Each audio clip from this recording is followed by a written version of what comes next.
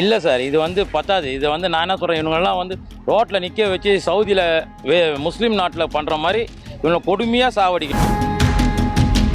காலத்துக்கு அவன் ஜெயிலே இருந்தால் அவனுக்கு ஹார்லிக்ஸ் பூஸ்ட்டு காம்ப்ளான் எல்லாம் கொடுத்து நல்லா சத்தாக்கிட்டு திருப்பி அதே தான் வெளியே வருவானா. தூக்கு தண்டனை அது மாதிரி கொடுத்துருக்கலாம். அப்போ தான் இன்னொருத்தவங்க மறுபடியும் பண்ணணும்னு யோசிக்கும் போதே ஒரு பயம் இருக்கும். பல அடிக்கிறது இல்லை, அவன்லாம் ரோட்லேயே வச்சு சாவடிக்கணும். இந்த தண்டனை பத்தாதுன்ற ஒரு மன வருத்தம் இருக்கு.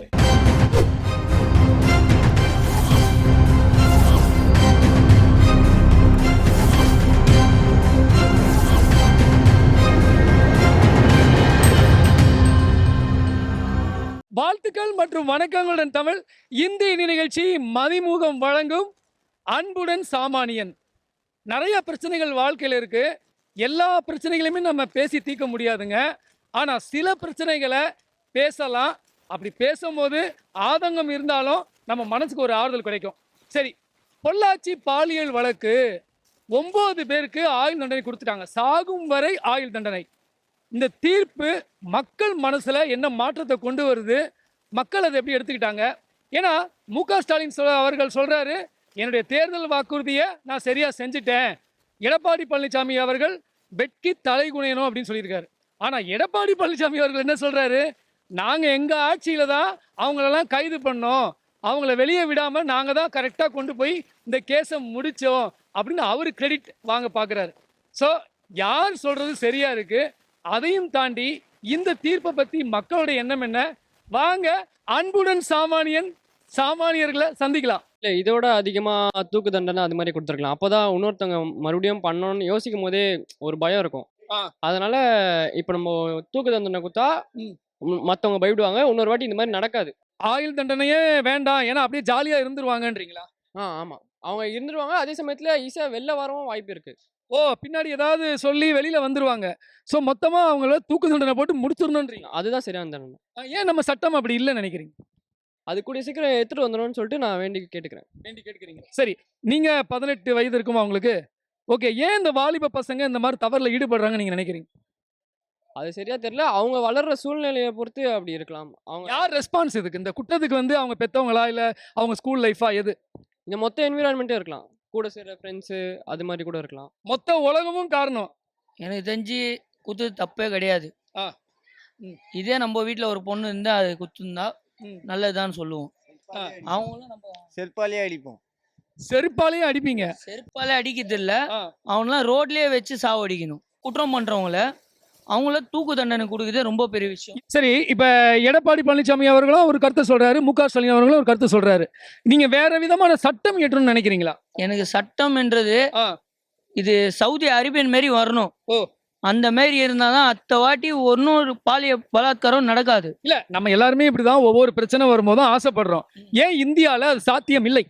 அது இல்லைன்னா இது வந்து நம்ம கவர்மெண்ட் தான் பண்ணும். ஓகே, கவர்மெண்ட் பண்ணாதான் இதுக்கு ஒரு விடையே எதுவுமே கிடைக்கும்.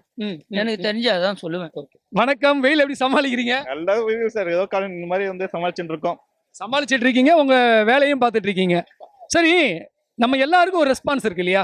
ஏதாவது உலகத்துல நடக்கும் போது அதுக்கு நம்ம ஒரு கருத்து சொல்லுவோம். நம்ம கருத்துக்கள் கூட சட்டமா மாறலாம். உண்டு, நிறைய நடந்திருக்கு. சரி, ஓகே. அது மாதிரிதான் இந்த நம்ம நிகழ்ச்சியிலும் கேட்கக்கூடிய கேள்வி. இந்த பொள்ளாச்சி பாலியல் வழக்குல 9 பேருக்கு ஆயுள் தண்டனை கிடைச்சிருக்கு, சாகும் வரை.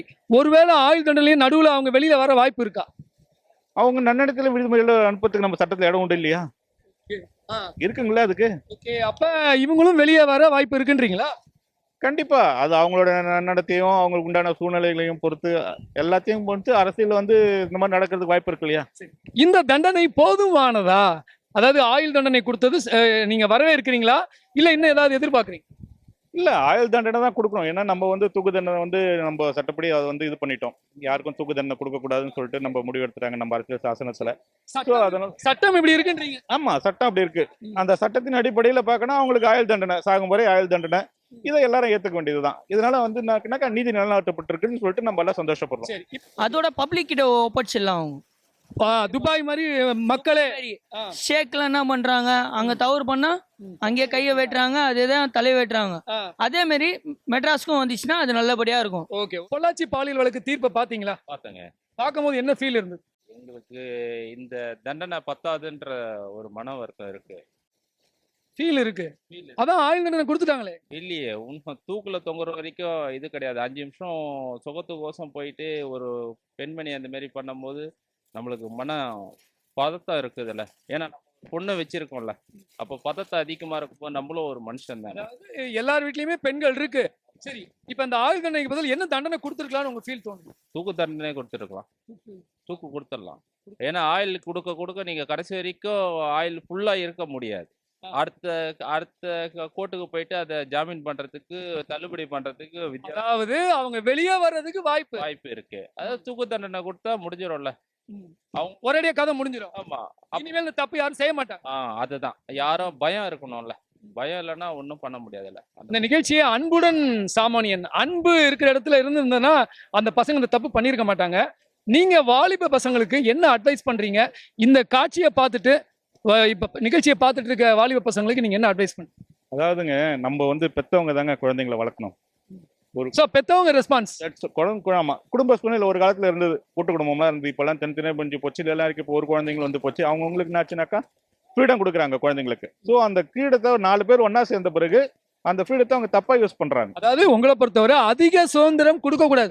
குழந்தைங்களுக்கு அதிக சுதந்திரம் கொடுக்கூடாது. இப்ப நம்ம பையனுடைய கையில இருந்து ரிமோட்டை கூட வாங்க முடியல, போனை கூட வாங்க முடியல. நம்ம என்ன பண்றது? அதைதாங்க யோசிச்சுட்டு இருக்கோம். பொள்ளாச்சி பாலியல் வழக்கு தீர்ப்பு வந்திருக்கு. 9 பேருக்கு ஆயுள் தண்டனை கொடுத்திருக்காங்க. இத பத்தி ஒரு பெண்ணா உங்களுடைய கருத்து என்ன? இது வந்து ஆயுள் தண்டனை கொடுத்துடக்கூடாது, தூக்கு தண்டனை கொடுத்துருக்கணும். ஏன் ஆயுள் தண்டனை மட்டும் கொடுங்க? இப்போ ஆயுள் தண்டனை காலத்துக்கு அவன் ஜெயிலே இருந்தா அவனுக்கு ஹார்லிக்ஸ், பூஸ்ட், காம்ப்ளான் எல்லாம் கொடுத்து நல்லா சத்தாக்கிட்டு திருப்பி அதே தான் வெளியே வருவான். திருப்பி 10 செகண்ட்ல என்ன பண்ணுவான்? கோர்ட்ல பெரிய வக்கீல் ஜட்ஜி எல்லாம் வச்சு வெளியே வந்துருவான். வெளியே வந்து அதே தான் செய்ய போறான். அதே பாலியல் தொல்லை தான் கொடுக்க போறான். அதுக்கு அவன் தூக்கு தண்டனை கொடுக்கலாமே. இது பண்றீங்க சட்டப்படி. இந்த ஒரு குற்றம் ஒருத்தர் செஞ்சாங்கனாக்கா அதை சட்டப்படி தண்டிக்க வேண்டியது சட்டத்தோட கடமை. அது வந்து அரசியல் சாசனமா இருக்கட்டும், அரசியல்வாதிகளா இருக்கட்டும், யாரா இருந்தாலும் அதுக்கு தான் கட்டுப்படுறோம். நம்ம ஒரு தனி இந்திய ஒரு தனி பிரஜை வந்து நம்மளோட சட்டத்திட்டங்கள் கட்டுப்பட்டு தான் ஆகணும். அது அரசியல்வாதிகள் இருந்தாலும் சரி, சாதாரண குடிமகனா இருந்தாலும் சரி, யாரா இருந்தாலும் சரி, இது உண்மை தானே. ஆனா நம்ம இந்திய சட்டம் அப்படி இல்லல்ல. இந்திய சட்டம் இந்தியாவில சுதந்திரமே இல்லையா? பெண் சுதந்திரம் இருந்தாதான் நீ சொல்லணும். இந்தியாவில பெண் சுதந்திரமே இல்லையா? இல்லையா? பொள்ளாச்சி பாலியல் வழக்கு தீர்ப்பை பத்தி என்ன நினைக்கிறீங்க? 9 பேருக்கும் ஆயுள் தண்டனை கொடுத்திருக்காங்க. இதை பத்தி என்ன நினைக்கிறீங்க? ஆயுள் தண்டனை நல்ல தீர்ப்பு வழங்கியிருக்காங்க. இது பொதுமக்கள் எல்லாருக்குமே ரொம்ப நல்லதாக பயன்படுது. ஒன்றும் இது மேலும் மேலும் நடைபெறாம அரசாங்கம் வந்து விழிப்புணர்ச்சி ஒன்று அதிகமாக பயன்படுத்தி தாய்மொழி கேட்டுக்கொள்கிறேன். உழைக்கும் வர்க்கத்தினர் தான் நிறைய விஷயங்களை அப்படியே சொல்லுவாங்க. எப்படி இருக்கு உழைப்பு? எப்படி இருக்கு உழைப்பு? கடினமாக தான் சார் இருக்கு. வெயில்லாம் ஜாஸ்தி இருக்கு. உழைப்பு ரொம்ப கடினமான உழைப்பு தான். இந்த கடின உழைப்புக்கு ஏற்ற ஊதியம் கிடைக்குதா? ஏதோ கொஞ்சம் கிடைக்குது சார். ஆனா உண்மையிலேயே அதை பத்தி நீங்க திருப்தி அடைஞ்சுக்கிற ஒரு மனுஷனா இருக்கீங்க. இப்ப 9 பேர் அந்த பாலியல் வழக்கு வந்து தீர்ப்பு கிடைச்சிருக்கு. சாகும் வரை ஆயுள் தண்டனை, இது ஓகே தானா? இல்லை சார், இது வந்து பத்தாது. இது வந்து நான் என்ன சொல்கிறேன், இவங்கெல்லாம் வந்து ரோட்டில் நிற்க வச்சு சவுதியில் முஸ்லீம் நாட்டில் பண்ணுற மாதிரி இவனை கொடுமையாக சாவடிக்கணும். அது வந்து அவனுடைய பேரண்ட்ஸை வந்து மனசை குமுற வைக்கணும் அப்படியே. இல்லை, இப்போ நம்ம இந்தியாவில் வந்து அந்த சட்டம் இல்லையே அந்த மாதிரி. சட்டம் இல்லைன்னா சட்டத்தை வர வைக்கணும் சார். சட்டத்தை வர வச்சா தான் இந்த மாதிரி ஒன்று அவனை தூக்குலையாவது போட்டுடணும். எதுக்கு இவனை வந்து ஜெயிலில் வச்சுன்னு ஜெயிலில் மற்றவங்க கைதி இவனை பார்த்து கற்றுக்கின்னு திருப்பி வெளியே வந்து இவனுங்களாம் நான் ஒரே வார்த்தை, இவனுங்களை வந்து ஸ்பாட்டில் அவனுங்களை வந்து தூக்கு தண்டனை கொடுத்துருக்கோம். ஓகே, பொள்ளாச்சி பாலியல் வழக்கில் 9 பேருக்கு ஆயுள் தண்டனை கிடைச்சிருக்கு இல்லையா? அந்த தீர்ப்பை பற்றி உங்களுடைய கருத்து என்ன? தீர்ப்பை பற்றி கருத்து வரவேற்கத்தக்கது தான். வரவேற்கத்தக்கது எந்த வகையில் சொல்றீங்க? இந்த வகையிலனா அந்த பொண்ணுங்க பட்டு கஷ்டத்துக்கோசரம் இவ்வளோ நாள் கழிச்சு அந்த தீர்ப்பு வந்ததை பற்றி ரொம்ப சந்தோஷமா இருக்கு. இன்னும் அந்த பொண்ணுங்க கதறது நம்ம காதுல கேக்குது. இருக்குங்க, கண்டிப்பா இருக்கு. தண்டனை போதுமானதா? அதுதான், இந்த தண்டனை இதை விட ஒரு தண்டனை அவங்களுக்கு இருக்க முடியாது. உள்ளுக்குள்ள அவங்க எவ்வளவு ரொம்ப கஷ்டப்படுவானுங்களோ, ஏன்டா இந்த தப்பு நம்ம பண்ணோம் இதனால அவங்க ரியலைஸ் பண்ணுவாங்க. இப்ப நீங்க எப்படி சொல்றீங்க? நிறைய பேர் சொல்றாங்க தூக்கு தண்டனை கொடுத்துருக்கலாமோன்றாங்க. தூக்கு தண்டனை எல்லாம் செத்துருவாங்க சார், அது மறைஞ்சிடும் அப்படியே உடனே. இது வந்து அவங்க உணர அவங்களுக்கு வந்து ஏன்டா இந்த தப்பு செஞ்சோம், நாளை பின்ன அவர் தப்பு சப்போஸ் கவர்மெண்ட்டே வெளியே விட்டா கூட நீங்க அந்த தப்பு செய்யாதீங்கன்ட்டு 4 பேருக்கு அவங்க அறிவுரை சொல்லுவாங்க. இதுதான் முத்தாய்ப்பான தீர்ப்புன்றீங்க. இந்த பிள்ளைங்களுக்கு என்ன அட்வைஸ் பண்றீங்க? வயசு பிள்ளைங்க உஷாரா இருக்கணும், அதே நேரத்துல ஏமாறக்கூடாது. பொம்பளை பசங்க எந்த அளவுக்கு வந்து சேஃப்டியா இருக்க முடியுமோ சேஃப்டியா இருக்கணும். அதே நேரத்துல தனியா அப்பா அம்மாவை கேட்காம எங்கேயும் போகக்கூடாது. அதாவது அப்பா அம்மாவை கேட்டு செய்யற பிள்ளையா இருந்தா பிரச்சனை இல்லைன்றீங்க. பிரச்சனை கிடையாது. இந்த காலத்து பிள்ளைங்க அப்படி கிடையாது. அதுதான் நம்மளும் கஷ்டமா இருக்குது. நம்மளுக்கும் ஒரு பொம்பளை பொண்ணு இருக்கு. நான் முடிஞ்ச அளவுக்கு என் பொண்ணுகிட்ட சொல்லி தான் வளர்க்குறேன். ஓ. ஆமா, இது மாதிரி வெளி உலகம் சரி கிடையாது. நீ வீட்டுக்குள்ள இருக்கிறியா, எனக்கு அதை பத்தி பிரச்சனை கிடையாது. வெளியில நீ தெரிஞ்சுக்கணும்னு அவசியம் கூட கிடையாது. உனக்கு கரை சேர்த்ததுக்கு அப்புறம் நீங்க போய் பார்த்துன்னு உங்க வீட்டுக்காரோட எப்படி இருக்கணுமோ அப்படி வாழ்ந்துக்குங்க அப்படின்னு சொல்லி. தீர்ப்பு ஓகேயா? ஆயுள் தண்டனை தீர்ப்பு தூக்கு தண்டனை கொடுக்கறது தான் கரெக்டுன்றாங்க. ஏங்க நமக்கு அந்த நாட்டு சட்டம், நம்ம நாட்டு சட்டம் அப்படி இல்லையே. அப்படி இருந்தா தான் மத்தவங்க செய்ய மாட்டாங்க. நம்ம இந்த மாதிரி போனோம்னா அந்த தப்ப அவங்க உணர்றாங்க இல்லையா. பரவாயில்ல, நம்மள செத்து போயிடுவோம் நம்ம அப்படியே ஒரு குடும்பத்துல இருக்கவங்க கூட செய்யறாங்க. வயசானவங்க கூட அந்த வேலை செய்யறாங்க.